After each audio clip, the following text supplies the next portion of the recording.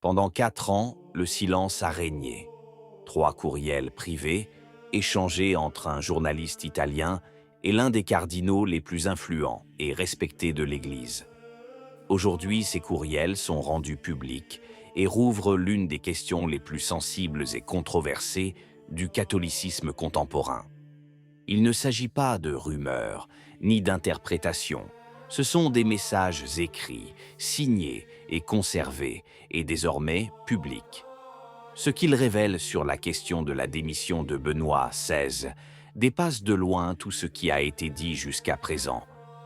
À la fin de cette vidéo, vous disposerez d'éléments nouveaux, concrets et documentés qu'aucun journaliste des grands médias n'a encore rassemblés. 3 courriels, un cardinal, un livre sur la vue obstruée et une réponse qui relance tout le débat.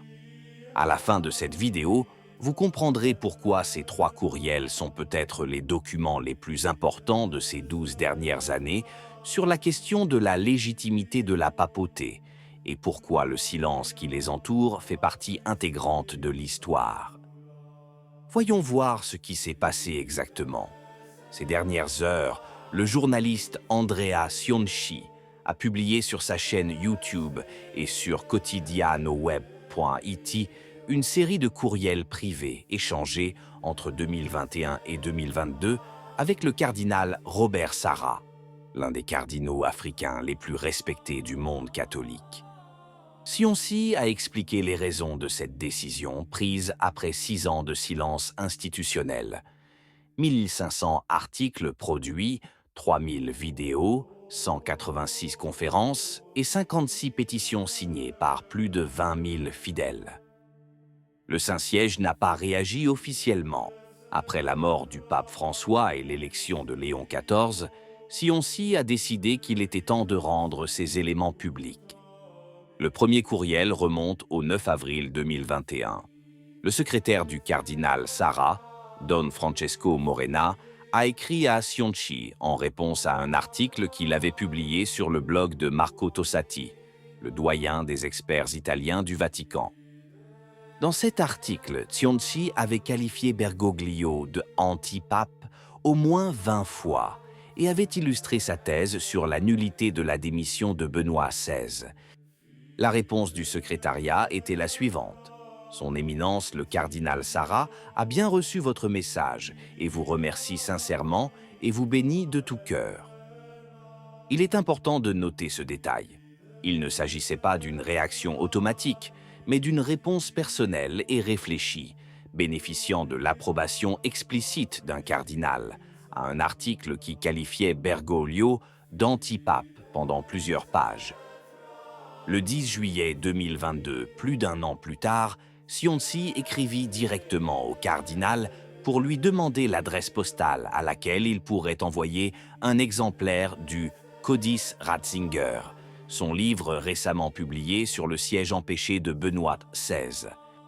Sarra a répondu personnellement « Merci beaucoup pour votre message. Le pape Ratzinger est un maître et un guide spirituel liturgique d'une profondeur exceptionnelle. Merci pour votre réflexion.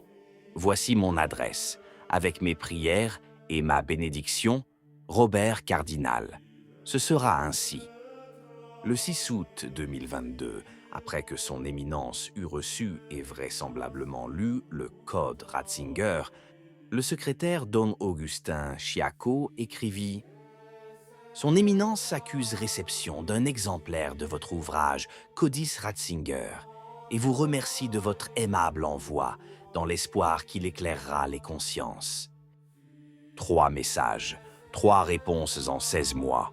Un cardinal recevant des articles qualifiant Bergoglio d'antipape bénit le journaliste, demande à recevoir son livre sur le siège empêché et espère ensuite que l'ouvrage éclairera les consciences. Cionci affirme que ces courriels démontrent que le cardinal Sarra était pleinement au courant de sa thèse dès 2021 et ne l'a jamais nié.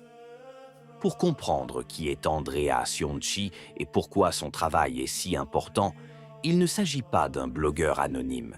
C'est un journaliste et historien de l'art italien qui, depuis 6 ans, mène une enquête systématique sur une question précise. Benoît XVI a-t-il réellement abdiqué? Son livre Code Ratzinger s'est vendu à 25 000 exemplaires et a remporté 2 prix internationaux de journalisme. Il a produit plus de 1500 articles, tenu 186 conférences et déposé 5 pétitions officielles auprès du secrétariat d'État du Vatican, la dernière étant signée par plus de 20 000 fidèles. Il ne s'agit pas d'amateurisme, c'est une documentation systématique, construite pièce par pièce au fil des années.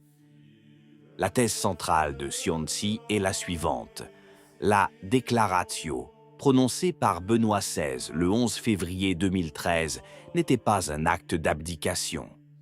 Il s'agissait d'un décret par lequel le pape annonçait son empêchement à son siège, la condition canonique dans laquelle un pape est incapable d'exercer librement sa charge, mais non privé de cette charge.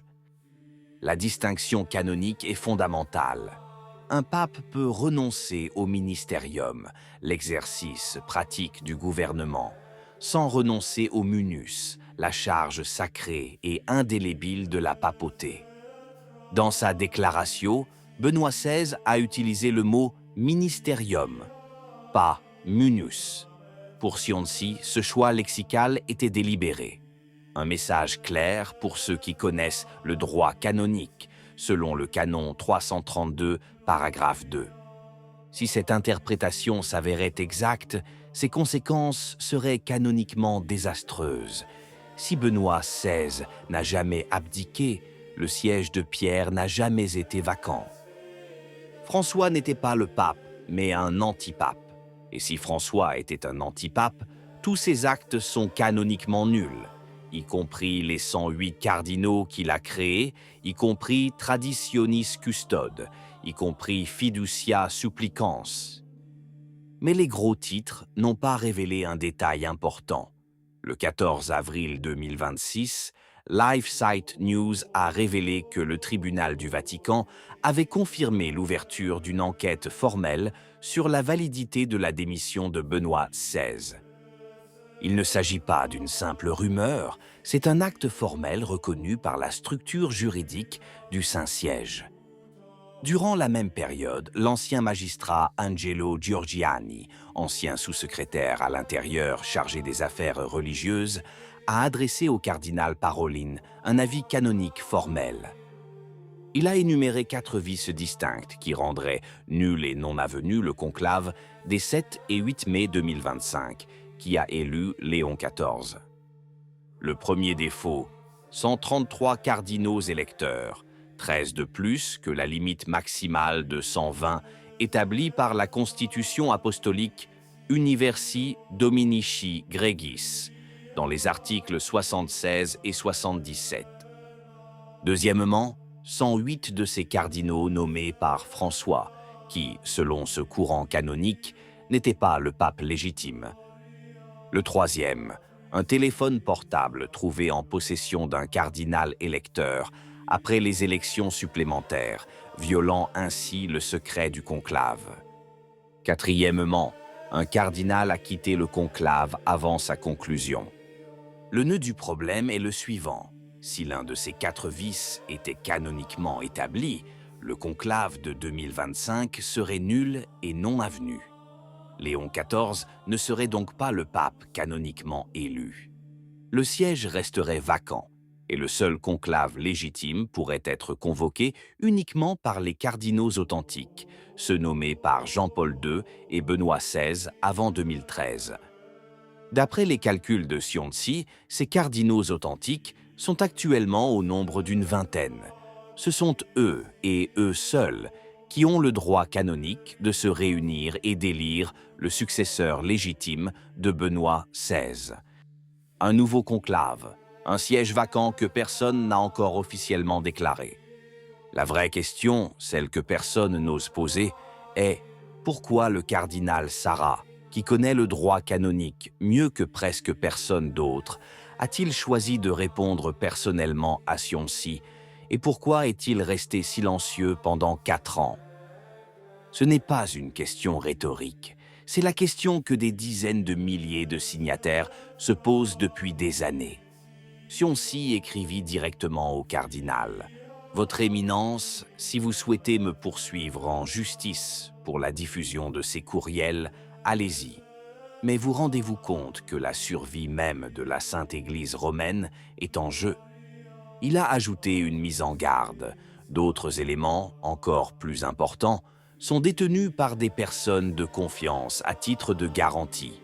Il ne s'agit pas d'une menace, c'est la position de quelqu'un qui estime détenir des preuves qui dépassent sa propre personne. Il est temps de répondre à la question initiale. Ces 3 courriels ne constituent pas une déclaration officielle du cardinal Sarah en faveur de la thèse de l'empêchement du siège. Mais cela démontre un autre fait tout aussi significatif, qu'un cardinal de son rang était pleinement informé de cette thèse, l'a approuvée, a reçu le livre et a espéré qu'il éclairerait les consciences, sans jamais la renier publiquement. L'Église a déjà connu des périodes de divergence entre la vérité juridique et la réalité vécue, qui ont duré des décennies. Le grand schisme d'Occident a engendré 3 papes simultanés pendant près de 40 ans. Ce que réclament les traditionalistes, ce n'est pas le chaos, mais la clarté. Si une enquête formelle est en cours devant le tribunal du Vatican, si un magistrat a transmis 4 erreurs canoniques au secrétaire d'État, et si les courriels d'un cardinal de 80 ans démontrent que l'affaire était connue au plus haut niveau, alors le silence ne saurait être la solution. La fidélité à la tradition est une fidélité à la loi, non pas à la personne qui occupe un siège, mais à la loi qui établit qui a le droit de l'occuper. Et cette loi, depuis 2000 ans, n'appartient pas aux hommes, elle appartient au Christ. Qu'en pensez-vous? Si la vidéo vous a plu, laissez un commentaire. Amen. Que Dieu vous bénisse.